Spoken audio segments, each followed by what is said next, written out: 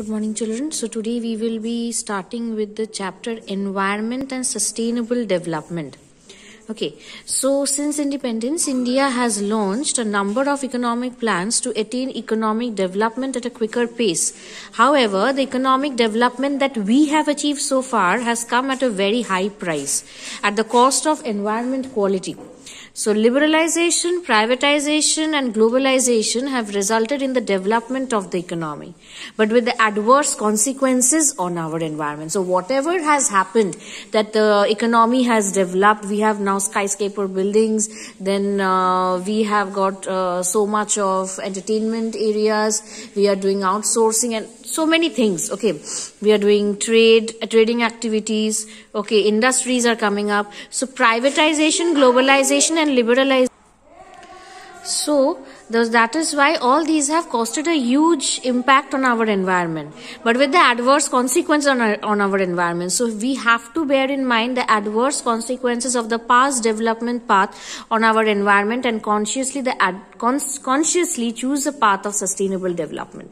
So we have to make the development process in such a way so that the future generation does not get deprived of any of the things. They get a cleaner environment, cleaner air, with everything.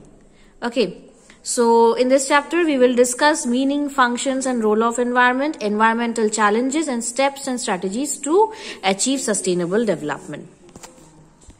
So what is the meaning of environment? Environment is defined as the total planetary inheritance and the totality of all resources. So environment means a whole full of resources. Okay.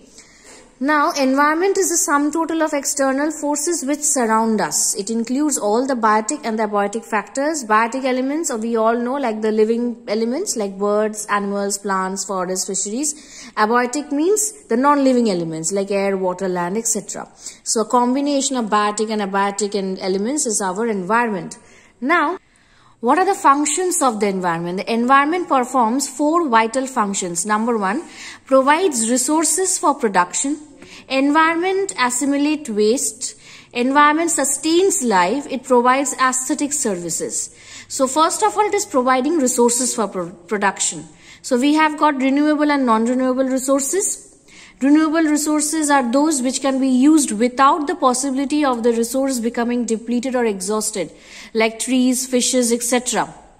And non-renewable are one which once get exhausted with extraction and use, it takes lots and lots of years to get replenished. So like the fossil fuels. So the natural resources, whether it is fossil fuels or whether it is tree, fishes or anything else, everything is provided by our environment which we are using as inputs for our production. Next is environment assimilates waste. The process of production and consumption activities generates a lot of waste. Like whatever production activities we are carrying out in the factories or anywhere. So it generates a lot of waste. Even our consumption activities also generate wastes. So it is absorbed by the environment. Whatever we eat, we are throwing here and there. So it is being absorbed by the soil. Whatever the pollutants are coming out of the industries, whether it is in the form of gas or in the form of liquid or any form, it is getting assimilated in the environment. Okay. So environment assimilates waste. Environment sustains life. Some basic necessities of life like sun, soil, water, air are part of the environment. So environment sustains life by providing these essential elements.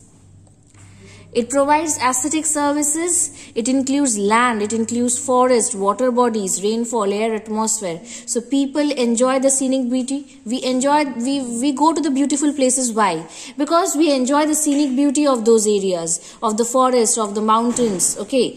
So like that, so such elements, it improves our quality of life. It gives energy to us. It gives positive vibes to us.